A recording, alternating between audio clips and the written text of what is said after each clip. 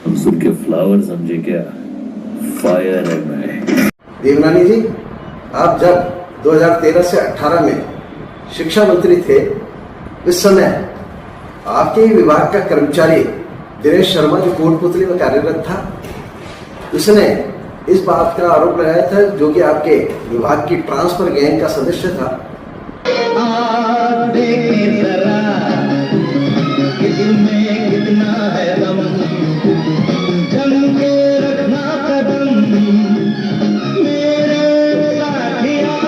महेंद्र जाधव जी और माननीय जिला अध्यक्ष रमेश सोनी जी, इन 13 पत्रावलियों में से कुछ पत्रावलियों की जानकारी तो आपको भी है।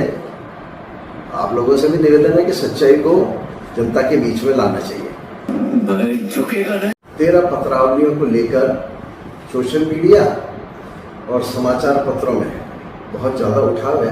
बेसिक रूप से कुछ बातें हैं, चूंकि जनप्रतिनिधि हूँ, इसके नाते मैं चाहता हूँ कि जनता को भी सच्चाई का पता लगना चाहिए।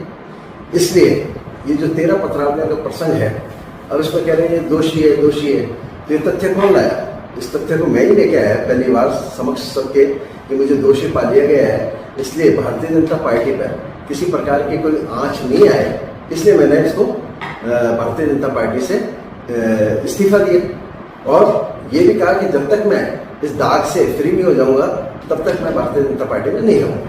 ये मैंने खुद लेके आया और उसको एन के प्रकार घुमाकर इस प्रकार का प्रयास किया जा रहा है। तो मैं एक निवेदन कर दूंगा कि जो भवन स्वीकृति की पत्रावलियां हैं वो महापौर के समक्ष स्वीकृति हेतु नहीं आती है, न मेरे पत्रावलियों पर साइन है।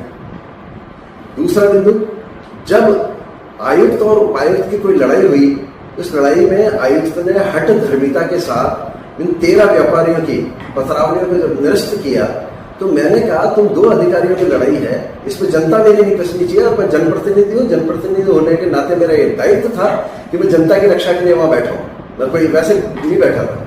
तो मैंने उसको एम्पावर्ड कमेटी में समझ चल रही थी। एम्पावर्ड कमेटी मेरी बनाई हुई नहीं थी, एम्पावर्ड कमेटी सरकार की बनाई हुई थी।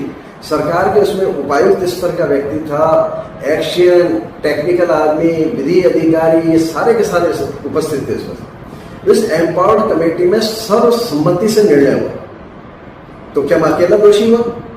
आज इस एम्पावर्ड कमेटी के जितने भी अधिकारी थे, इन पे किसी प्रकार का कोई कार्रवाई नहीं हुई, कोई कार्रवाई करी नहीं सरकार ने। केवल और केवल मेरे को उस समय अकेले को ही टारगेट बना के गया।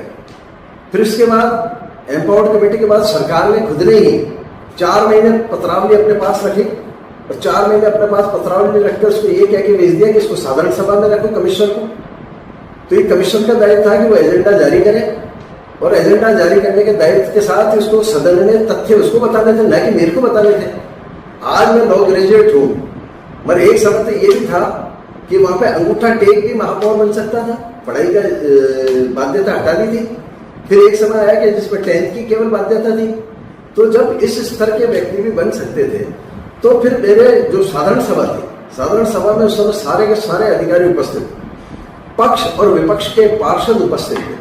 इन 13 पत्रावलियों पे सर्वसम्मति से निर्णय हुआ है, अकेला मेरा निर्णय नहीं है। पक्ष और विपक्ष के पार्षदों का, अधिकारियों का, उस समय चिन्मय गोपाल IAS थी उसका, RMS अधिकारी थे उनका, RS अधिकारी थे उनका।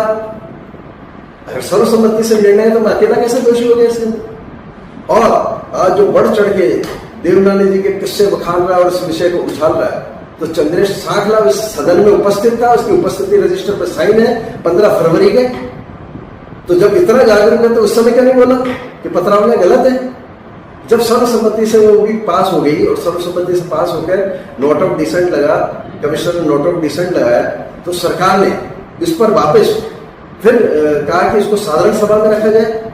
वो लगाया 26/4/2019 को और आयुक्त को पत्र लिखा 26/4/19 को जो आदेश दिए, उस आदेश में ये कमिश्नर को कहा गया था कि इन पत्रावलियों को पुनः साधारण सभा में रखा जाए।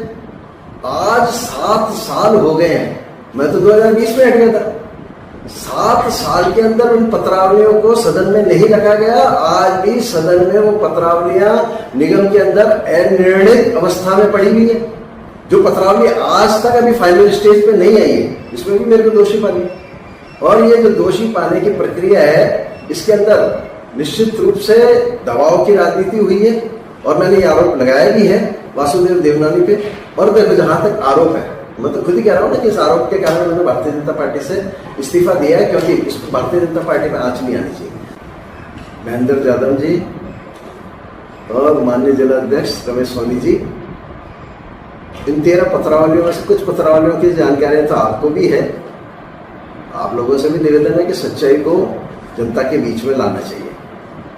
दूसरा आरोप प्रत्यारोप का तो क्या है, देवनानी जी, आप जब 2013 से 18 में शिक्षा मंत्री थे, इस समय आपके ही विभाग का कर्मचारी दिनेश शर्मा, जो कोटपुतली में कार्यरत था, इसने इस बात का आरोप लगाया था, जो कि आपके विभाग की ट्रांसफर गैंग का सदस्य था, इसकी उगाही के मामलों में आपके यहाँ से ट्रांसफर होना नहीं होना, उसकी क्रियान्विति में कुछ विवादित हुआ था।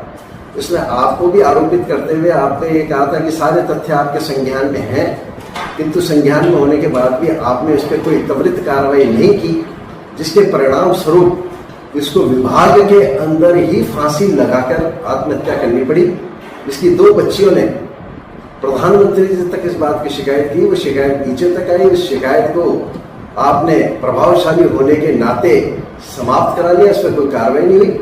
अब मेरा आपसे निवेदन है कि आप चूंकि अच्छे प्रबुद्ध और बढ़िया ईमानदार जागरूक सच्चे सेवक है, तो उस घटना का भी अंत क्या हुआ ये कृपया जनता को बताने की कोशिश करें।